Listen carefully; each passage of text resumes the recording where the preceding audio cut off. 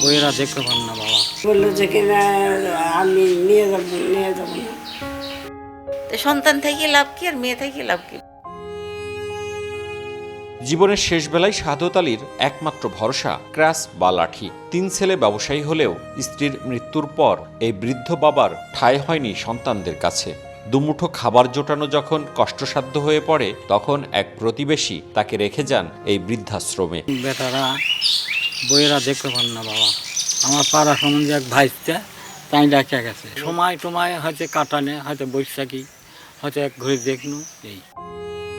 একই রকম করুণ পরিণতি রাজশাহীর বিলকিস আরা রানীর। নিজের বাড়ি আর সহায় সম্পত্তি থাকা সত্ত্বেও আজ তিনি বড্ড অসহায়। চরম অসুস্থ অবস্থায় বারবার বাড়ি ফেরার আকুতি জানালেও একমাত্র ছেলে তাকে ফিরিয়ে নিতে অপারগতা জানিয়েছে। বাসাতে বারবার খবর দিচ্ছি যে কিনা এখন আমাকে নিয়ে যাও, এখন আর আমি এখানে চলতে পারছি না, গোসল করবো সেইও করতে পারছি না, খুব অসুবিধা হচ্ছে। ছেলেমেয়েরা কি বলে?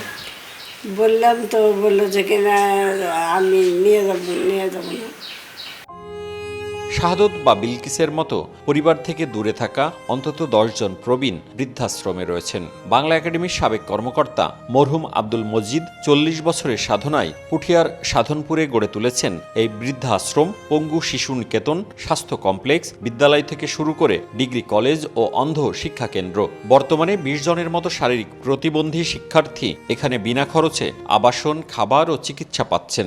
সরকারের সার্বিক সহযোগিতা আমরা কামনা করি, আর এরকম সহযোগিতা যদি থাকে ইনশাল্লাহ এই সেবার কার্যক্রমটা আরও সুন্দর হবে। গত শুক্রবার পরিজনহীন এই মানুষগুলোর জীবনে আসে এক আনন্দের উপলক্ষ। পুঠিয়া উপজেলার সহকারী কমিশনার শিবু দাস ব্যক্তিগত উদ্যোগে যান তাদের কাছে, উপহার দেন শাড়ি কাপড়।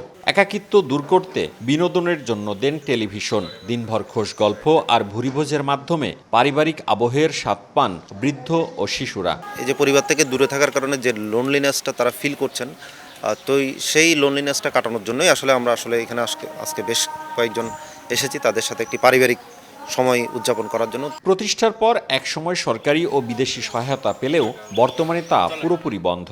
নিজস্ব আবাদি জমি, পুকুর আর আমবাগান ইজারার অর্থে কোনো মতে চলছে মানবিক এই কার্যক্রম। প্রতিষ্ঠানটিতে প্রতি বছর ব্যয় হচ্ছে অন্তত 13 লাখ টাকা। মওদুদ রানা, সময় সংবাদ, রাজশাহী।